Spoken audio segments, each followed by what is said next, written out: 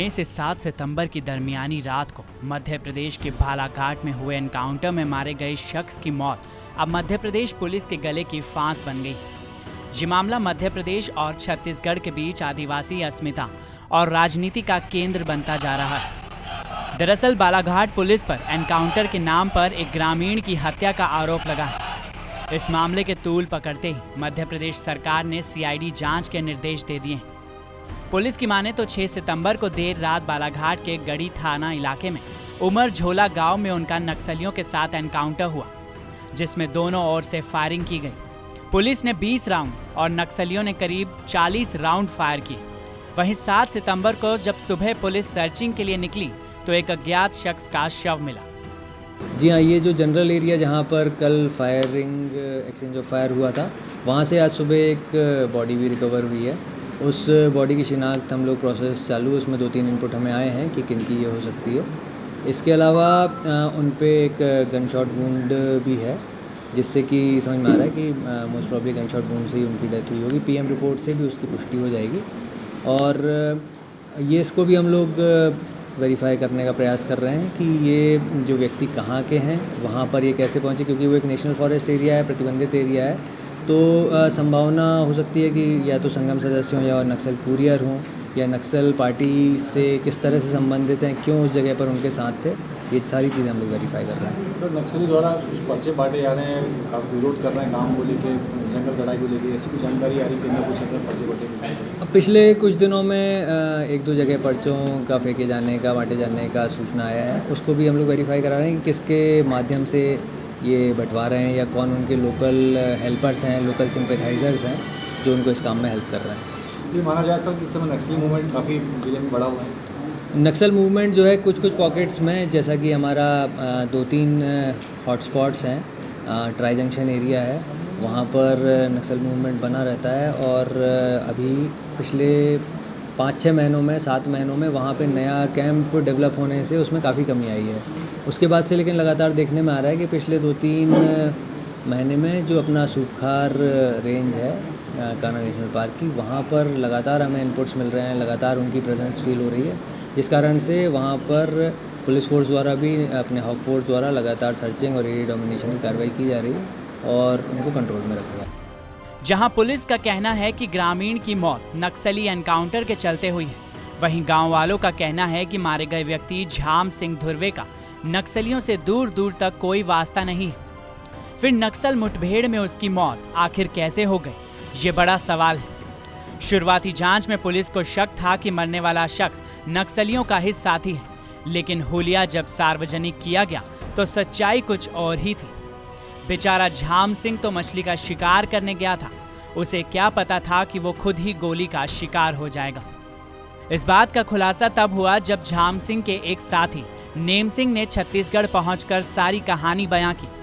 उसके इस बयान के आधार पर छत्तीसगढ़ सरकार के वन मंत्री मोहम्मद अकबर ने मध्य प्रदेश के मुख्यमंत्री और गृह मंत्री को चिट्ठी लिखकर इस पर जल्द से जल्द कार्रवाई की मांग की है।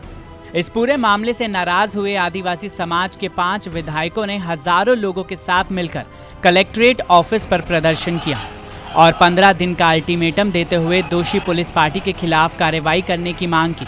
प्रदर्शन में शामिल हुए विधायकों में से एक संजय उइके की माने तो झाम सिंह को नक्सली बताने के लिए उसके पास बंदूक और खाने पीने की सामग्री प्लांट की गई और उसकी मौत को नक्सल एनकाउंटर बताने की कोशिश की गई। तो जो पत्रकार वार्ता आप सब लोग को बुलाया गया है, उसका विषय बिंदु ये है कि जैसा आप सबको पता है कि अभी 6 तारीख को मध्य प्रदेश और छत्तीसगढ़ सीमा पे छत्तीसगढ़ राज्य के गांव बालसमुंद का एक व्यक्ति मध्य प्रदेश की सीमा में बांसपहरा एक नदी है, मध्य प्रदेश की सीमा में बांसपहरा नदी है, वहाँ मछली मारने गए हुए थे और 2 लोग गए हुए थे। शाम को 4:30-5 बजे करीब हल्की बारिश हो रही थी, तो मछली पकड़ने के बाद वो वापस हो रहे थे। जब वो वापस हो रहे थे तो पहाड़ी चढ़ रहे थे, एक व्यक्ति पीछे था, एक आगे था। पीछे से उनको आवाज़, वर्दीधारियों ने आवाज़ दी रुकने की, तो वो रुके नहीं, डर के मारे भागने लगे। इतने में पुलिस से पीछे की तरफ से गोली चली, उसमें एक व्यक्ति की मृत्यु हो गई और दूसरे के सर के पास से गोली गई, तो वो व्यक्ति गांव भाग के गया और डर के मारे रात में उन्होंने किसी को गांव वालों को बताया, लेकिन गांव वाले उस स्तर पे जाने पे डरे। तो दूसरे दिन वो झलमला थाना बास समुंद गांव से 10 किलोमीटर है, थाने गए। थाने जाने के बाद उनको सूचना मिली कि जो व्यक्ति है वो उसकी मृत्यु हो चुकी है।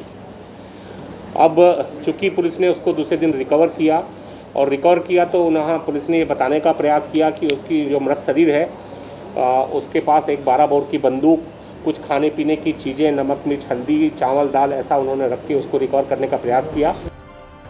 इस मामले में बेशक धुआं मध्य प्रदेश में उठा है, लेकिन छत्तीसगढ़ में भी आग बराबर की लगी है। आदिवासी बाहुल्य छत्तीसगढ़ मामले में ढील नहीं छोड़ना चाहता। वहीं छत्तीसगढ़ के कैबिनेट मंत्री मोहम्मद अकबर पीड़ित परिवार से मुलाकात करने पहुंचे और परिवार को 1 लाख की आर्थिक सहायता देने का ऐलान भी किया।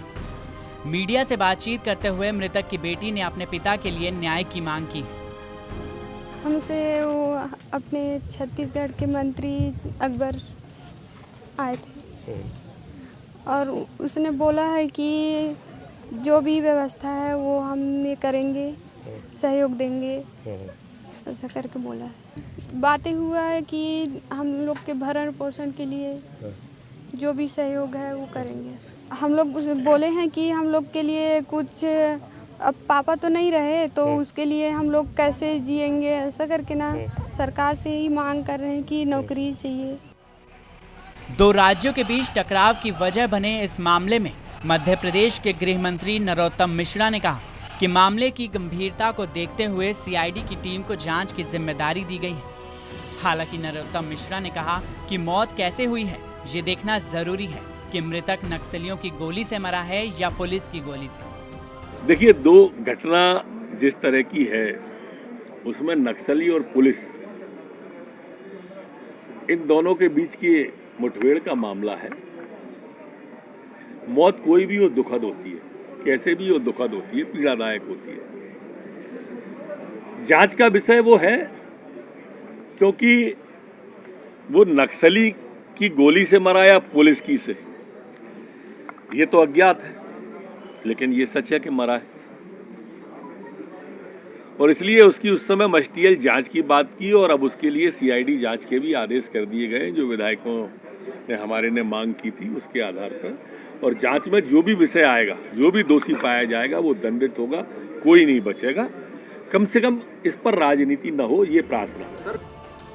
घटनास्थल की तस्वीरों में साफ है कि मृतक के शव के पास बंदूक और राशन मिला है। पुलिस के मुताबिक ये नक्सलियों के साथ एक मुठभेड़ थी, जबकि स्थानीय विधायक और ग्रामीण बता रहे हैं कि ये सब कुछ प्लान किया गया है ताकि मरने वाले को नक्सली साबित किया जा सके। ऐसा पहली बार हुआ है कि जब नक्सलियों के नाम पर स्थानीय ग्रामीण की हत्या का आरोप पुलिस पर लगा हो। ग्रामीणों के गुस्से और अनुसूचित जनजाति संगठनों की आक्रामकता को देखते हुए लगता है कि मामला जल्दी शांत नहीं होने वाला है। आपकी इस पूरे मामले पर क्या राय है? कमेंट सेक्शन में हमें जरूर बताएं। साथ ही देश और दुनिया की तमाम बड़ी खबरों के लिए आप सब्सक्राइब कीजिए TV9 भारतवर्ष। क्या आप पर भी बरपा है जालसाजी का कहर? सपने टूटे आपके, न घर के न घाट के।